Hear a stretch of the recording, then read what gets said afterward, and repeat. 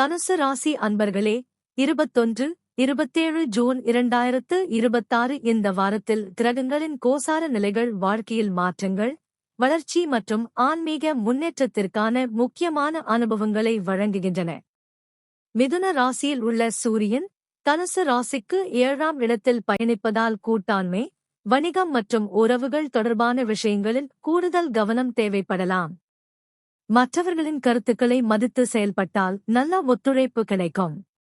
ரிஷப ராசியில் உள்ள செவ்வாய் 6ஆம் இடத்தில் இருப்பதால் இது ஒரு சுபமான அமைப்பாகும்.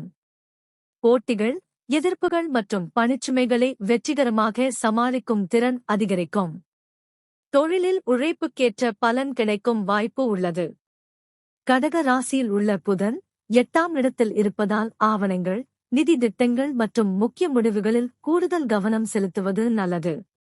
ஆராய்ந்து செயல்படுவது நன்மை தரும். கடக ராசியில் உள்ள குரு 8ஆம் இடத்தில் இருப்பதால் வாழ்க்கையை ஆழமாக புரிந்து கொள்ளும் அனுபவங்கள் கிடைக்கக்கூடும். சில மாற்றங்கள் புதிய பாதைகளை திறக்கலாம். அதே நேரத்தில் குருவின் பார்வை விருச்சிகம், 12, மகரம், 2, மீனம், 4 ஆகிய இடங்களில் விழுவதால் குடும்ப நலன், பொருளாதார நிலை மற்றும் வீடு தொடர்பான விஷயங்களில் நல்ல ஆதரவு கிடைக்கலாம். கடக ராசியில் உள்ள சுக்கிரன் 8ஆம் இடத்தில் இருப்பதால் குடும்ப உறுப்பினர்களின் ஆதரவு மற்றும் எதிர்பாராத நன்மைகள் கிடைக்கக்கூடும்.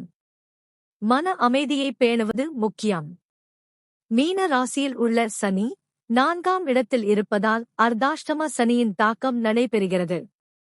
இதனால் வீடு, குடும்பம் அல்லது மனநிலை தொடர்பான சில கவலைகள் தோன்றலாம். ஆனால் அவை நிரந்தரமானவை அல்ல.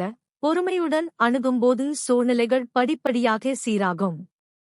கும்ப ராசியில் உள்ள ராகு 3ஆம் இடத்தில் இருப்பதால் இது மிகவும் சாதகமான அமைப்பாகும்.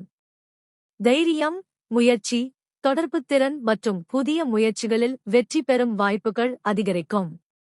சிம்ம ராசியில் உள்ள கேது 9ஆம் இடத்தில் இருப்பதால் ஆன்மீக சிந்தனை மற்றும் தெய்வ நம்பிக்கை அதிகரிக்கலாம். பெரியவர்களின் ஆலோசனையை மதிப்பது நன்மை தரும். மொத்தத்தில் இந்த வாரம் தனுசு ராசிக்காரர்களுக்கு முயற்சி, தைரியம் மற்றும் உழைப்பின் மூலம் முன்னேற்றம் கிடைக்கும். குடும்பம் மற்றும் மன அமைதி தொடர்பான விஷயங்களில் பொறுமையுடன் செயல்பட்டால் நல்ல பலன்கள் கிடைக்கும்.